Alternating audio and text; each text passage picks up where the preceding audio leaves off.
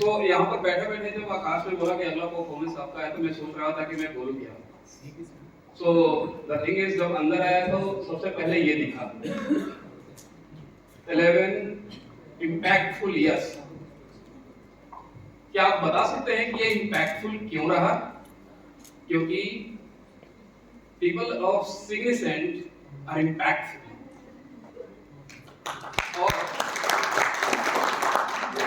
और कोई भी ऑर्गेनाइजेशन बिना उसके लोगों की रन नहीं हो सकती, राइट?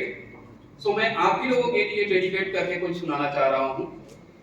मैंने देखा है कि जब भी कोई प्रोजेक्ट हो या कोई भी डिलीवरी हो या कोई डिफिकल्ट प्रोजेक्ट हो, तो कैसे आप लोग अपना टाइम निकाल करके और उसके ऊपर टाइम देते हो। कभी कभी ऐसा भी हुआ है कि रात में 3 बजे 4 बजे आप लोग सोने गए हो और होल नाइट काम किए हो लैपटॉप इशू करा करके, राइट? और 10 तरीके से सोचते हो, रिवर्क भी होता है, बट फिर भी आप लोग लगते हो और लास्ट में उसको सक्सेसफुल बनाते हो, राइट? तो आप ही लोगों के लिए है, नींद कहां उनकी आंखों में जो धुन के मतवाले हैं। सो सर ने मेरे से रिक्वेस्ट किया था कि आप जो भी सुनाइएगा तो कुछ डिफिकल्ट वर्ड्स होंगे, उसको आप पहले बता दीजिएगा सो दैट कि हम लोग कनेक्ट कर पाए, क्योंकि ये शुद्ध नहीं विशुद्ध हिंदी है। सो उसके लिए मैं कुछ वर्ड्स बता देता हूं, जैसे त्रिशा। त्रिशा मींस होता है एक्सीलरेशन, ठीक है?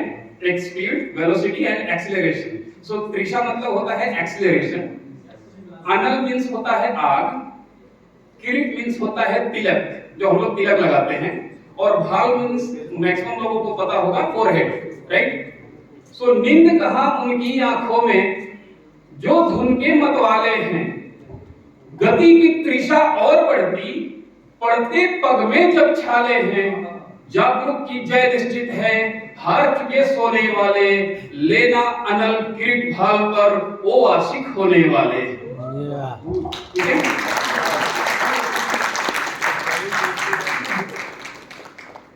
और कुछ? ओके, एक और सुनाता हूं। आई मिस यार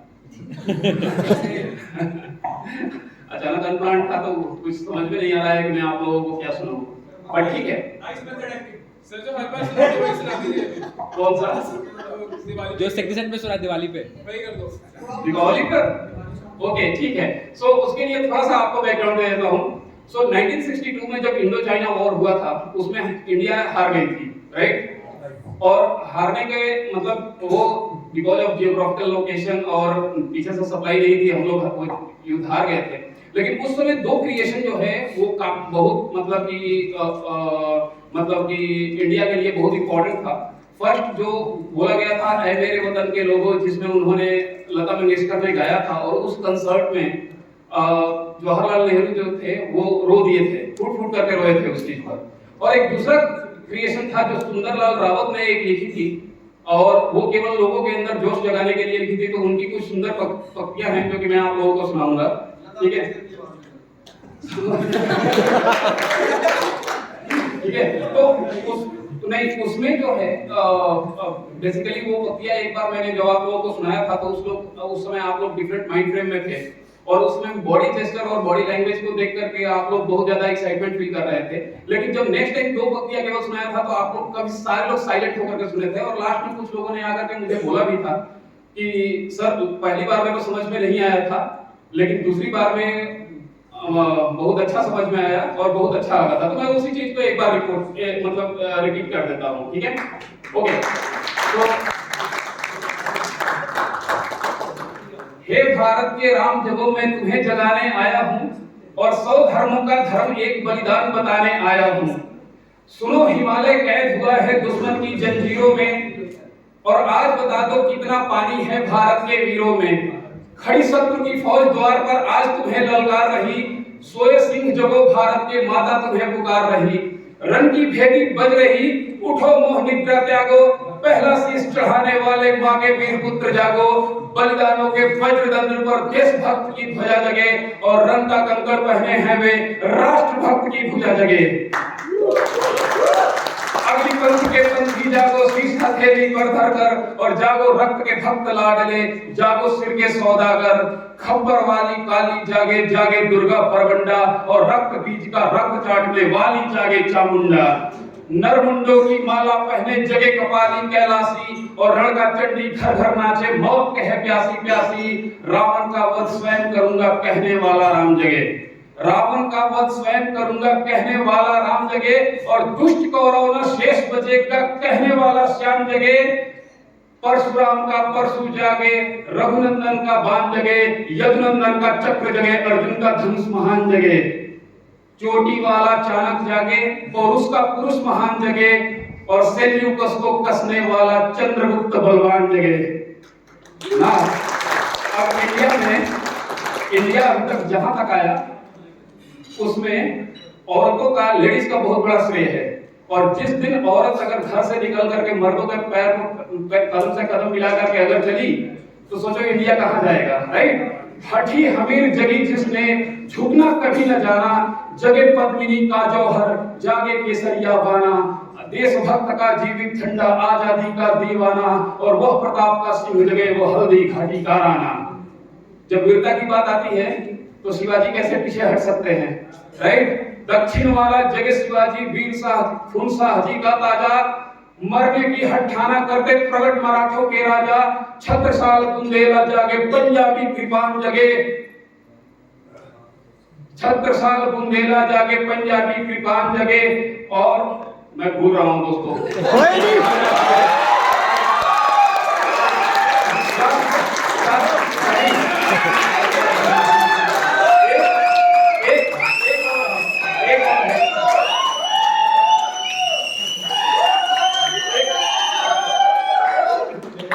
एक और है, वो सुन लीजिएगा, लास्ट के पॉइंट्स है। ओके, सो बापू जिनकी छोटी सी लकड़ी से संगीने भी हार गई, जिनकी छोटी सी लकड़ी से संगीने भी हार गई, दुश्मन को जीता हुए फौजें 7 समुंदर पार गई। मानवता का रास जगे, भारत का इतिहास जगे, उस लुट्टी और लंगोटी वाले बापू का इतिहास जगे ना। आप लोग बता सकते हो देश आजाद हुआ था 1947 में, राइट। उससे पहले एक बार और आजाद हुआ था, वो है अंडमान निकोबार में, जो कि सुभाष चंद्र बोस ने आजादी दिलाई थी।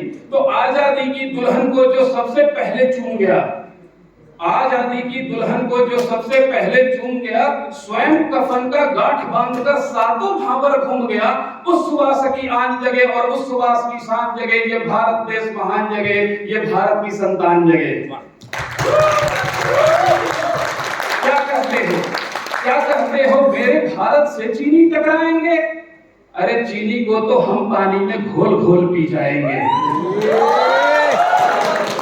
वह बर्बर था, वह अशुद्ध था, वह बर्बर था, वह अशुद्ध था, हमने उसको शुद्ध किया, हमने उसको बुद्ध दिया था, उसने हमको युद्ध दिया।